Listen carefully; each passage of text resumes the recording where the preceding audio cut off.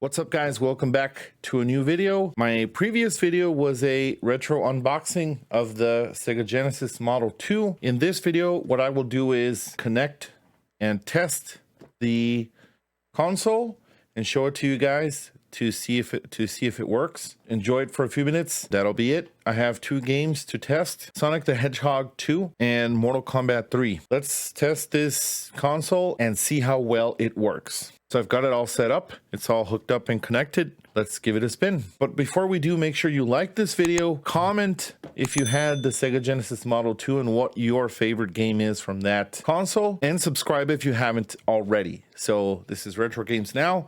Let's check out this console that I just acquired. By the way, the unboxing video is going to be set right here, so you can go click and check it out for yourself. So there we have it, the Sega Genesis Model 2, Sonic the Hedgehog cartridge is on. Got both controllers, and then Mortal Kombat 3. Just so I can show you how I'm doing this is I'm sending the video through this HDMI converter, and then the output goes into my capture card. The audio, I'm sending it to my Focusrite interface so that the audio sounds better. So let's check it out. So Sonic the Hedgehog 2, here we go.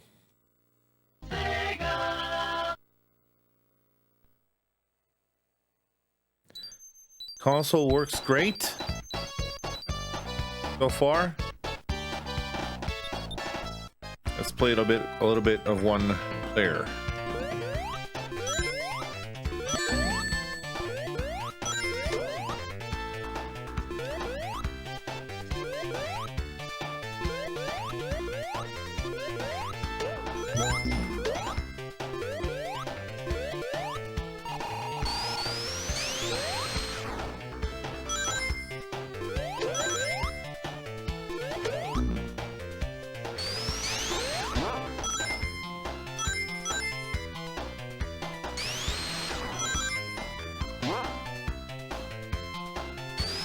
Guess I can't reach.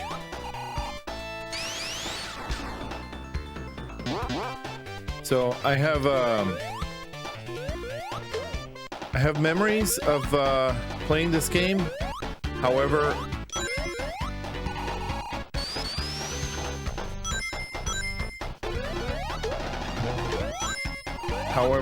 I probably played it at neighbor's house or something like that.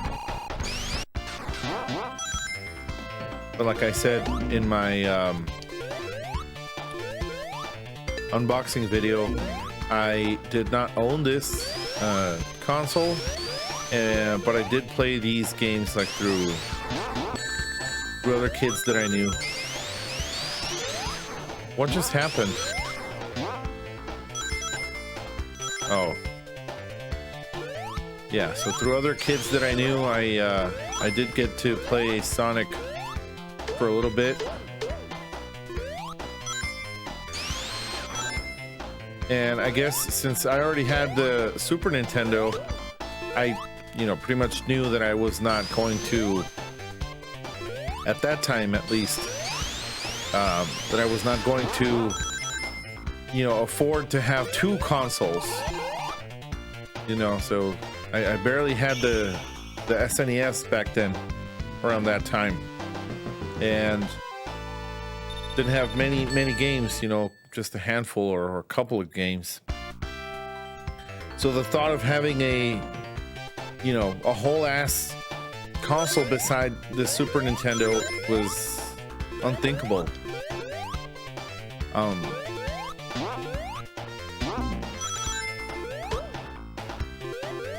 So this definitely was an experience for me outside of my home.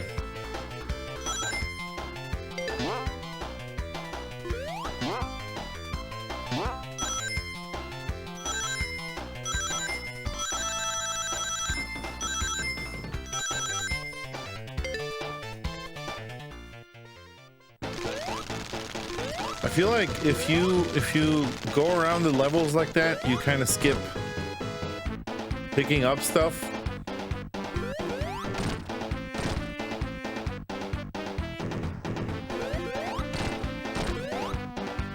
but I guess that's what made this game, you know, with high replay value, so you could play it again and again and again and try to get all the collectibles or whatever. Just thinking about it, you know, if you just blast through the levels, you skip everything.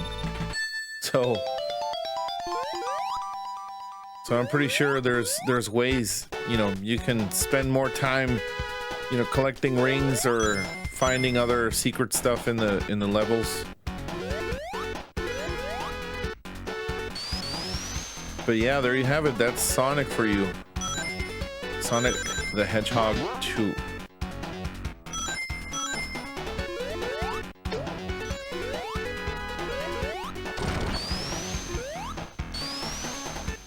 I'm actually glad the console works right out of the box, that I didn't have to do any repairs. Although the listing, it didn't express that it was, you know, for parts or repair. There's occasions where sometimes you can find consoles that say that, and sometimes, even though it says for parts or repair, you get them and they actually work. So it was kind of cool that this one worked, no problem. Like I said, the only thing that could benefit is the, you know, the deep cleaning, which I'll do in another video.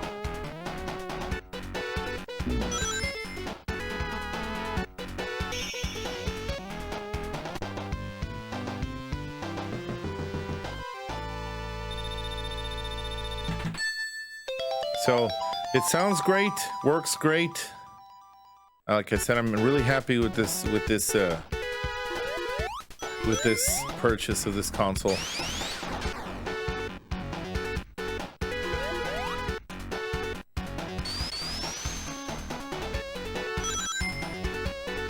It's kind of cool when you see Sonic just shoot up in the air like that. At least I remember, you know, being a kid, that was like, whoa, what?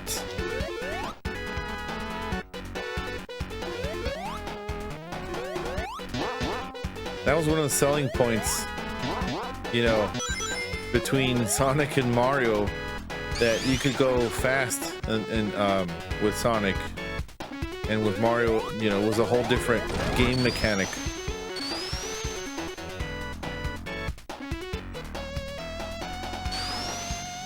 I remember reading the Console Wars book, and the guy that was the president of Sega here in America back then in the late 80s, early 90s, Tom Kalinske.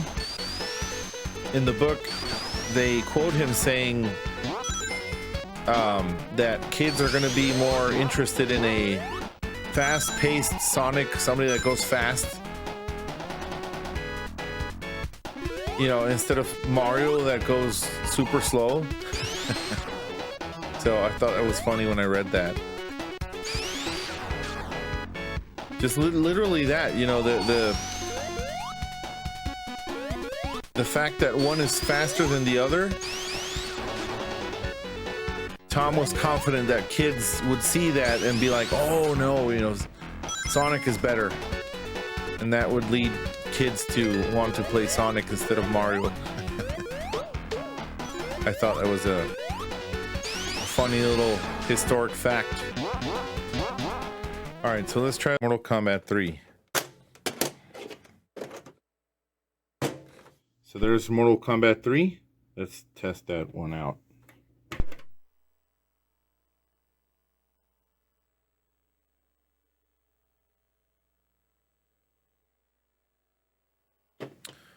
So there it is, Mortal Kombat 3. The interesting thing about,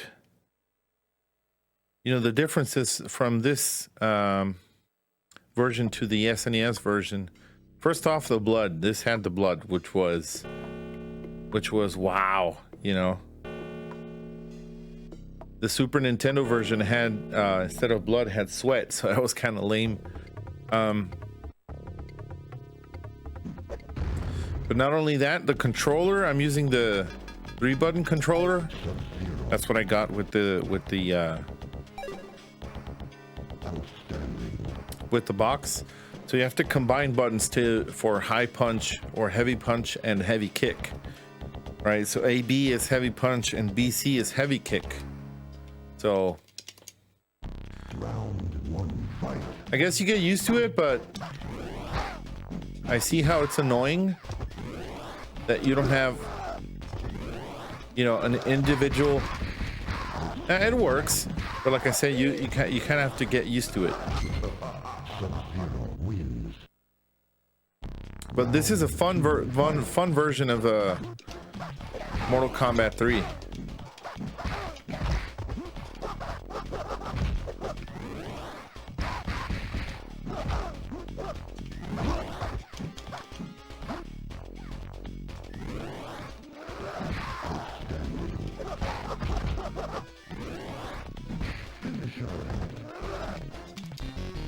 Fatality. Nice. Obviously, it didn't go. That didn't go by memory. I looked up the moves. Round 1, fight.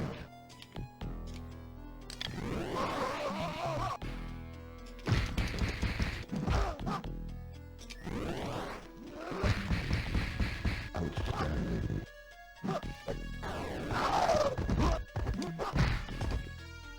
So when you're doing the combos or just trying to defend, attack, and do all that stuff, you have to remember to do A, B, and BC, depending. But and then see what happens there. I forget to block with B, and then the start button is actually.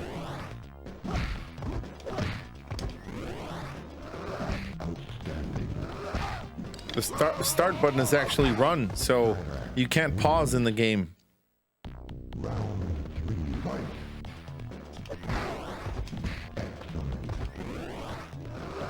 Whereas on the Super Nintendo, you could pause.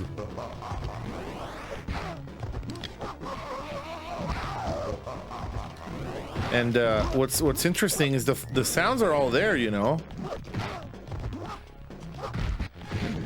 From what I hear, the sound chip in this console was very good. You know, for its time. It's technology from the late 80s, and it pretty much emulated the arcade sounds. You know, not too bad. This game has its difficulty. If you pick it up right away like that, if you remember the moves, you can survive, but in normal mode, it's got its challenge.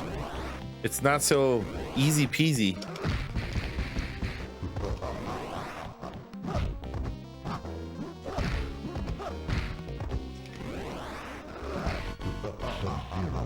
You see, I got lucky there and did a flawless. Round 2, fight.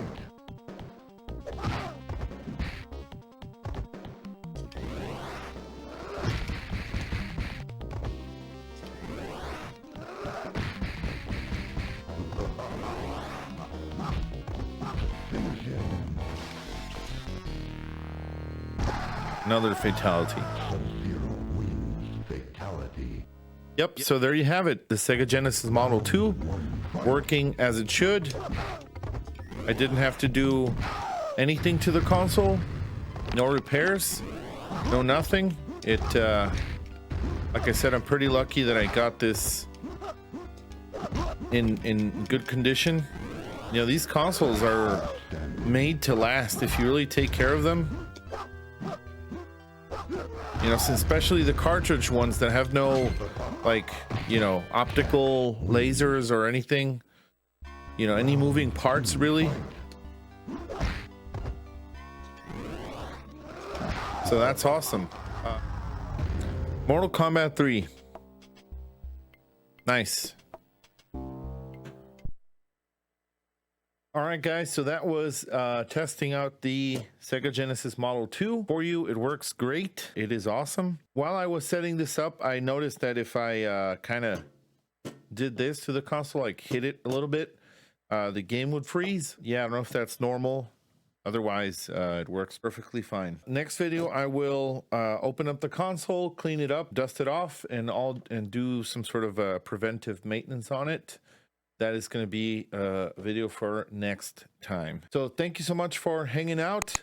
Like I said, leave a comment. Is your favorite Mortal Kombat 3 version the Sega Genesis version or the Super Nintendo version? Or maybe you don't like either and you like the arcade version instead. For sure, it was something that was really cool to have this video game that was in the arcades. You would have it at home and it was awesome. Of course, also the fun fact that the Genesis version of the game had the blood and the Super Nintendo doesn't have the blood. I think there's a cheat code you put in so that you activate the blood, or if I may be wrong, I'm not sure, but here on the Genesis version, it does. It's definitely the cooler version of the game. Thank you for tuning in, and I'll see you guys next video.